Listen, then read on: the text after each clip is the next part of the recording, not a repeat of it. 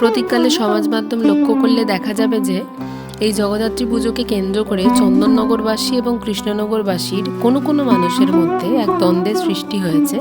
তো তাদের দ্বন্দ্বের বিষয়টা হলো যে জগদ্ধাত্রী পুজো বলতে আমাদের ঠিক প্রথম কোন জায়গাটার কথা আগে মনে পড়ে, চন্দননগর নাকি কৃষ্ণনগর। তো সকলকে জানাই নমস্কার এবং স্বাগত। আশা করি তোমরা ভিডিওটির সাথে থাকবে। তবে আমি আগেই বলে রাখি, তোমরা এখন যে প্রতিমাগুলো দেখছো সেটা কিন্তু কৃষ্ণনগর কিংবা চন্দননগর কোনো জায়গারই না, এটা কিন্তু আগরপাড়ার। যে একবার চন্দননগর এবং কৃষ্ণনগরের জগদ্ধাত্রী পুজো দেখেছে তার কাছে জগদ্ধাত্রী পুজো মানে ঠিক সবার প্রথম কোন জায়গাটার কথা মনে আসা সেটা বলা কিন্তু বেশ কঠিন ব্যাপার। ব্যক্তিগতভাবে আমি কিন্তু কৃষ্ণনগর এবং চন্দননগর দুটো জায়গারই জগদ্ধাত্রী পুজো দেখেছি। হয়তো আমার মতো আরও বহু সংখ্যক মানুষ আছেন যারা এরকমভাবে দু জায়গারই পুজো দেখেছেন। তাই ব্যক্তিগতভাবে কেউ যদি এখন আমাকে এসে জিজ্ঞেস করে যে তোমার সর্বপ্রথম কোন জায়গাটার কথা মনে পড়ে জগদ্ধাত্রী পুজোকে কেন্দ্র করে, তো আমার কাছে সেটা বলা কিন্তু বেশ মুশকিল ব্যাপার হয়ে যাবে। কারণ ব্যক্তিগতভাবে এটা আমার মনে হয় যে দু জায়গার পুজো দু রকমভাবে সুন্দর। মানে আমি কখনোই এই পুজোটাকে পার্টিকুলার সুন্দর এবং ওই পুজোটাকে একটু কম সুন্দর সেটা আমি বলতে পারবো না। কারণ দুটো জায়গার পুজোই দু রকমভাবে সুন্দর। মানে কখনোই সেটা হয়তো কোনো বিচার বুদ্ধি সম্পূর্ণ মানুষ বলতে পারবেন না যে এটা একটু বেশি সুন্দর, এটা একটু কম সুন্দর। কারণ সর্বপ্রথম তো অবশ্যই মায়ের পুজো মানেই সেটা সুন্দর, কিন্তু সেটা বেশি এবং কম সেটা বলা যাবে না। কারণ দু জায়গার পুজোই খুবই সুন্দর হয়।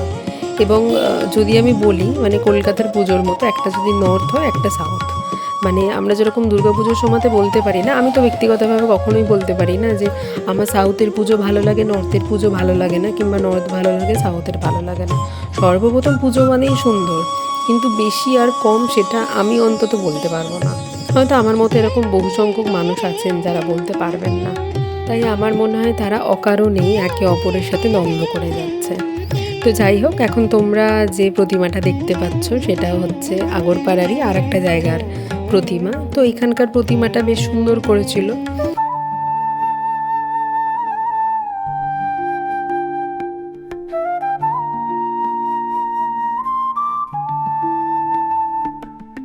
আর আমি এখন কিন্তু উঠে যাচ্ছি কৈলাস পর্বতে, আর এই ক্লাবের ভাবনা ছিল কৈলাস পর্বত।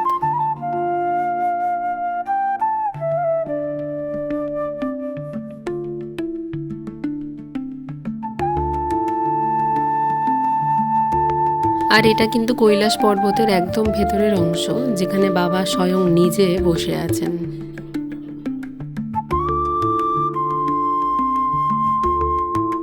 আর এই দিকটা একবার লক্ষ্য করে দেখো, একটা কত বড় মানুষ ঘন্টা বাজাচ্ছে।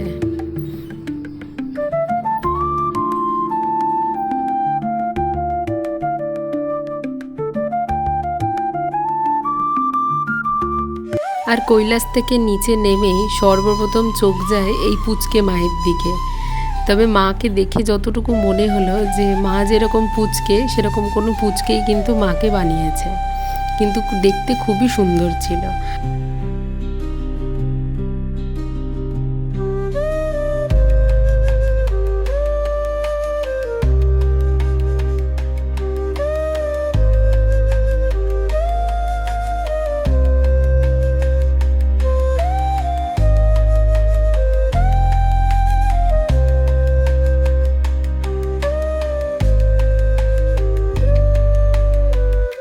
তো ওইদিকে একটু মেলা ঘুরে আবার চলে আসি অন্য একটি পূজা প্রাঙ্গণে।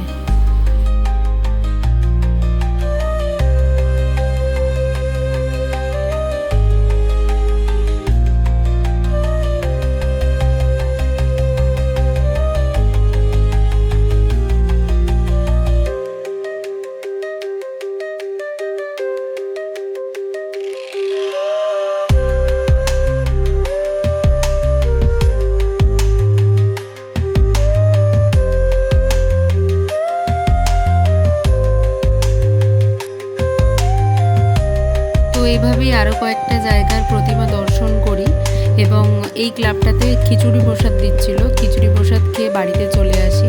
তো আজকের মতো ভিডিওটা এখানেই শেষ করলাম। দেখা হবে আবার অন্য একটা ভিডিওতে। সবাই সুস্থ থেকো এবং ভালো থেকো।